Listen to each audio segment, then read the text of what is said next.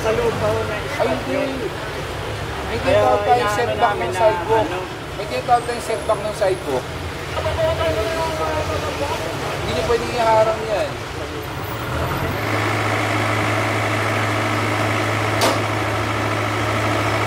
Nasa kahabaan ng Fajardo Street itong team at ito ay sakop na ng Maynila at ito pinagtitikitan yung mga nakapark na motorsiklo dito sa sidewalk kabilaan.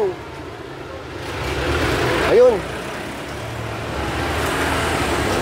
Pares ako. Sige, lalaban ako ng gano'n. Ito boss, hindi dapat. Kung alam mo pa lang gano'n, hindi ka pumada. Hindi lang kagawad. Ikaw mismo, alam mo dapat. Ano siya secretary?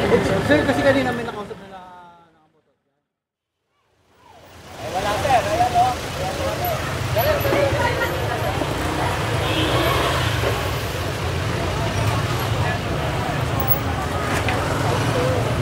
Wala namang problema sa pagkain.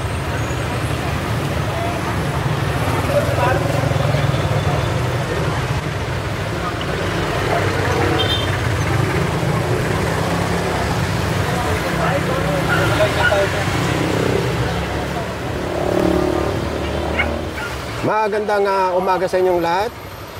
Ngayon ay February 28, 2024 at sa oras na 8:30 ng umaga. At nandito ngayon ang Special Operation Group ng MMDA sa pangunguna ni Sir Gabriel Go. At ito, nasa kahabaan tayo ng A. Rodriguez Avenue at sakop ng Quezon City. Ayan ang EDSA at ayan ang Cubao or Araneta City. At ito na daanan ng team, itong mga taxi, jeep, ayun sa kabila, na nakaparada rito at nagkukos ng traffic. Kasama na rin dito ang sidewalk clearing, illegal parking, at lahat ng mga obstruction na madadaanan sa kahabaan ng kalsada. Bukod sa mga natikitan doon, mga illegal parking, itong pinakamatindi. Dahil sa liwa ang pagpapark niya at pinaradahan pa itong bike lane. At ito, ihahatake na.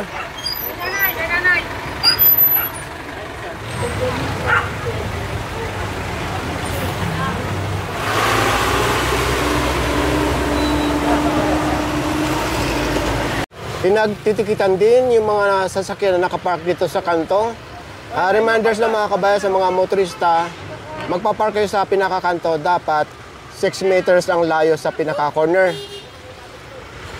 Ayun, yun, hindi yung matitikitan, ito lang. Manual. Ngayon kung walang driver dyan, after 10 minutes or 5 minutes, hahatake na yan. Isa rin sa mga tinikitan itong sasakyang ito dahil nakalabas ang oso sa sidewalk. Nasa kahabaan pa rin tayo ng A. Rodriguez Avenue at yan, matitikitan yan dahil nakalabas yung puwet.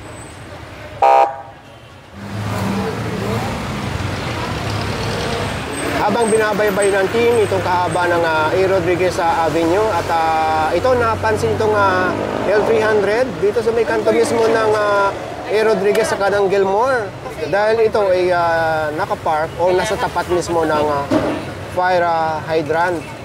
Ang allowed dito or required magpark ay dapat na 4 meters ang layo dito sa fire hydrant at ngayon ito ay walang driver kaya hahatake na.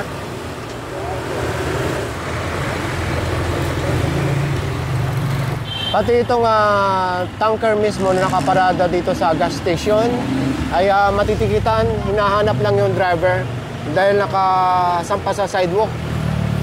Dapat doon siya sa loob mismo ng kanilang vicinity. Sa loob pa ho na spot yun. May take-out tayong setback ng sidewalk. May take-out tayong setback ng sidewalk. Hindi niyo pwedeng iharang yan. Pero, ano yung sa company yan, yung question nung kayo, para mag-gas 2,000. Paano 2,000? 2,000. Ngayon, sabihin mo din sa may-ari, iwan ang kapalitan dito sa bangketa. Para at least, hindi ikaw masisisi. Ang masisisi, kapalitan mo. Kasi dapat yung pagtapos yung magkarga, hindi na pinapati. Hindi na hangarap ng bangketa. May setback yan. Nandito pa rin tayo sa kahaba ng A. Rodriguez at part ng Quezon City. At ito, pinasadahan itong mga sasakyan na nakalabas ang puwit at titikitan yan. At dito, sa kabila naman, may nakalagay na malaking parking sign.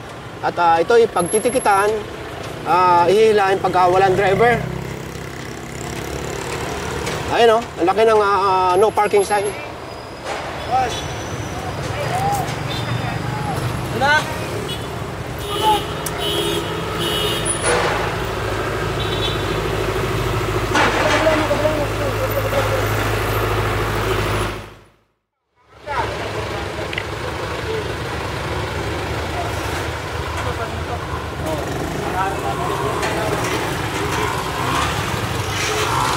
Nasa Matimya sa street na ang team at sakop ng Quezon City. Itong kahaba ng Matimyas ay kasama ito sa Mabuhay Lane.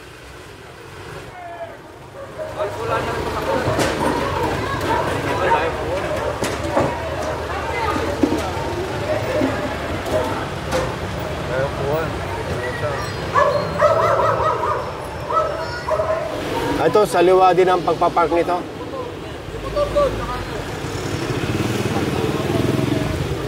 Kita nyo naman yung kanto rito or yung kalsada ay masigip na, tapos paparadahan pa nitong mga tricycle at motor sa pinakakanto mismo ay hindi na or hirap na makakana ng mga sasakyan dito.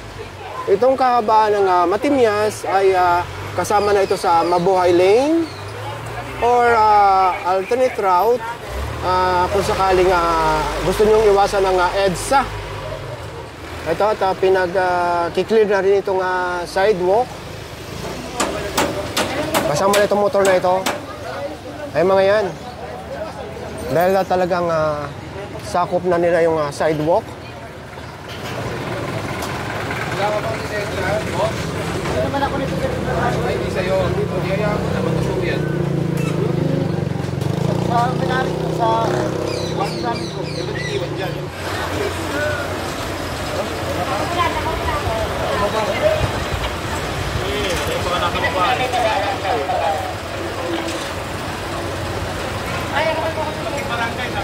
Nandito pa rin ang team sa may kahaba ng Matimyas.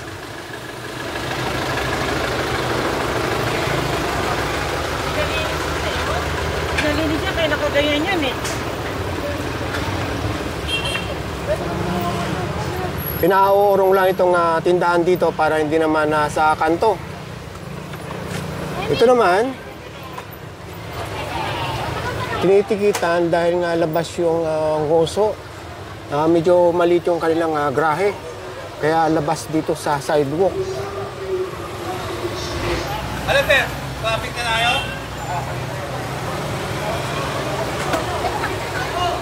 Natikitan din itong sasakyan na nakapark mismo sa kanto.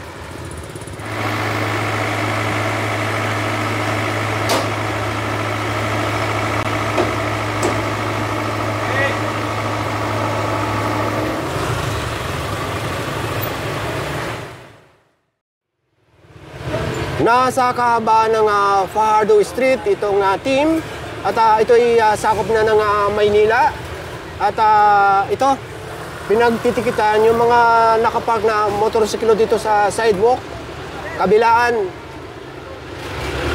Ayun. Pinagkukumpiska din yung mga nakaharang na lamisa dito sa Tapsilogan. Ayun.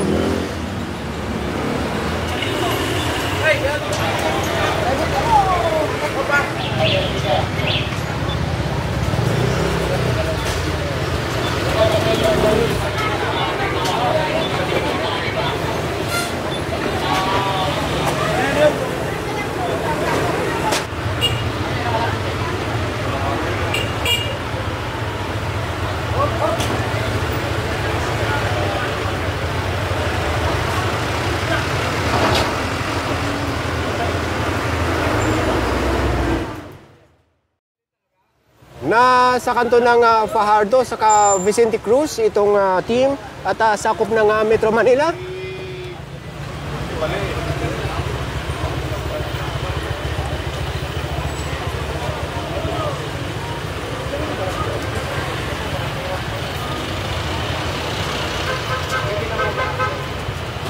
mabuhay din po tayo.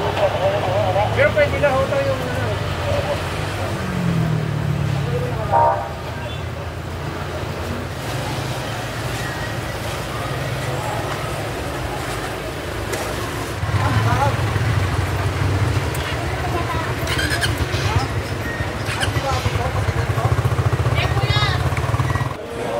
Mahirap, pasaway, lalo na dito. Actually, madami, hindi naman taga sa amin pumaparada, kaya nakakainis din minsan. Pero wala, ito lang ang gawin namin, paulit-ulit. Kaya nga mabuti na, dumataka kayo para matuto sila. Pero kung hindi, talagang puro pasaway talaga. Salamat po. Dumataka kayo. Nandito pa rin ang team sa kahaba ng Vicente Cruz at nadaanan ito yung mga e-trike, tricycle at ito, dito sila nagsosorting ng mga paninda sa sidewalk mismo.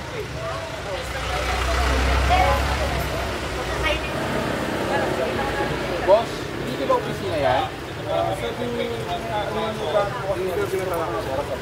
Hindi, pero yung opisina, walang opisina. Nasa San Juan po. San Juan. So, ano nangyayari? Bakit kayo nag-supporting dito? Nangyari po kasi namin malapit ang ulit. So, kumbaga, magkakasama kayo. Dito na po namin na inahatras. So magkakasama kayo mga delivery. Tapos dito kayo nagkikita para mag-sorting. Eh boss, alam mo bangketa yan, bawal yan. Diba? Paano po maglalakad ng mga tao kung diyan kayo nagsusorting? Tapos pangalawa, alam niyo mabuhay lane to. Hindi naman pwede ibalandra yung mga price sa kalsada. Sa doon kasi, alam nyo na kung para saan yan. Pero hindi naman yung ibig sabihin ay magbabawal. Pero kung susumahin mo, alam mo naman ang tama't mali. Ang sidewalk para saan yan. Babatakin din itong mga e-bike na nakahambalang dito sa kalsada.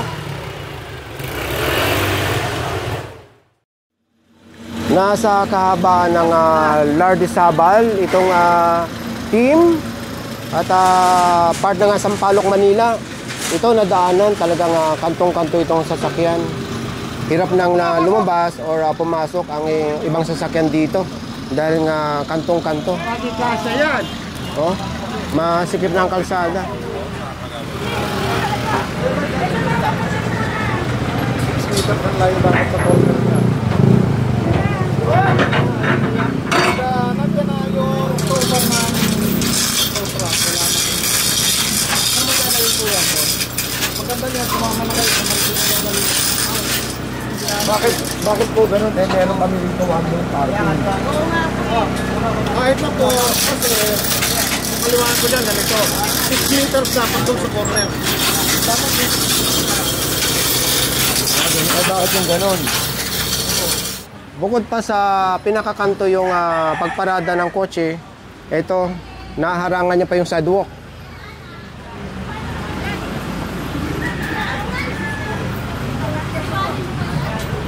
O yan, lusot sa kabila, sidewalk yan.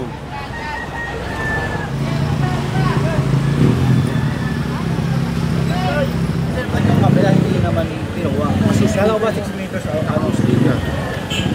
Sir, kasi ano lang po kanina kauli, kaya hindi na tinuloy. So basically, you're at an hour. Oo nga naman po, pumunta lang ako sa batas. Pero sa anong parehas ang laban. Parehas boss, kasi tinan mo nga. Pero may kasada nyo. I'll show you.